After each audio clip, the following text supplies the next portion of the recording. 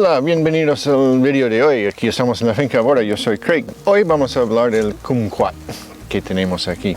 La semana pasada hablamos de tener rendimiento de la finca, hay que producir algo. Entonces, para hablar del kumquat, es un arbusto muy interesante porque es súper fácil, súper fuerte a cultivar. Y en el principio para nosotros fue una de las primeras cosas que produce sin problemas. Nunca sufre nada, no tiene problemas de adaptación aquí, entonces fue un éxito. El kumquat, acabo de decir, es muy rústico, más fuerte que otros cítricos. Viene del sur de China, es ideal para el clima subtropical, pero también se adapta a los extremos mejor que otros cítricos, al frío y el calor. Aguanta también el frío hasta menos 10 grados. Ya tiene 5 o 6 años, ha producido un montón en esos años. Es una fruta más pequeña que una naranja o un limón, lo que sea, otros cítricos. Es bastante pequeño. También es distinto a otros cítricos porque tiene una piel muy fina y se come la piel y la fruta dentro, entonces es un poco distinto así. La piel tiene un sabor muy curioso, me gusta. Dicen que es picante, para mí no es picante, pero es agridulce y un sabor muy interesante. No es una fruta que solemos comer como una naranja o algo así, es algo que usamos para hacer mermelada. Este año he hecho una salsa marroquí, no sé cómo llamarlo, como un preserva de piel de limón que hacen ahí. Hice lo mismo con kumquat este año. Vamos a ver dentro de poco cómo es. Pero no es una fruta para comer todos los días, como una naranja o plátano o algo así. No es este tipo de frutas, más para hacer conservas, mermelada, se puede hacer salsas, usar en postres. Es muy bueno para esas cosas. Es pequeño el arbusto, pero también depende de las condiciones de la finca, ¿no? Aquí tenemos poca lluvia y un suelo más pobre, entonces tiene ese aspecto. También hay mucho viento aquí. Es un arbusto pequeño, pero es fuerte, no sufre problemas normalmente. Las hojas normalmente son más oscuras, pero es un poco el momento del año que tiene ese aspecto un poco más feo. También sufrimos mucho por el viento en estas últimas semanas, entonces lo dejo un poco desnudo. Pero está bien. Es de crecimiento muy lento, pero produce dentro de, puede ser el primer año o el segundo año, algo. Y bueno, cuando crece, obviamente, produce mucho más fruta. Las flores son como de las flores de naranja, por ejemplo, que tienen ese mismo aspecto, son blancos, amarillos, blancos. Huelen muchísimo, y durante 3, 4, 5 días, cuando está en flor, está llenísimo de abejas también. Se escucha las abejas de lejos, están tan interesados en llegar al flor aquí. Son hermafroditas las flores, eso significa que no es necesario tener más que un kumquat para producir bien. Y las flores se pueden autofecundar también. Es un pequeño arbusto, pero produce en un año 4, 5, 6 kilos por lo menos. No soy comida.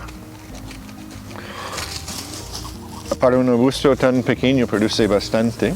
La fruta hay que coger varias veces, no está tan maduros todos en el mismo momento, entonces llevo 2 meses casi cogiendo la fruta más madura. La fruta más madura tiene un color más profundo, naranja profundo. Es una fruta que se mantiene bien durante un mes casi en la nevera, y también una opción es dejarlo en el árbol. Es la mejor manera de conservar la fruta, que dejarlo en el árbol hasta que lo quieres usar. La fruta tiene buenos niveles de calcio, vitamina A, vitamina C y potasio. Se usa el kumquat también para jardines más ornamentales, en espacios reducidos también, porque es pequeño, es llamativo, las flores, no necesita mucho espacio, se puede cultivar en maceta, entonces es una buena opción para un jardín pequeño también. También hay gente que lo tienen en el interior, en el lado de casa con mucho sol. Se puede cultivar en maceta y así se puede entrar sacar fuera dependiendo del tiempo y el clima donde están. Y como todos los árboles, le gusta el suelo fértil. Bueno, cada árbol en el universo le gusta un suelo fértil. Y poco compacto también, no le gusta nada el encharcamiento. Y dicen que es mejor en un suelo más un poco ácido o neutral. Aquí tenemos un suelo muy alcalino. Entonces se ve también así que es un árbol muy rústico que no es tan sensible como otras cosas.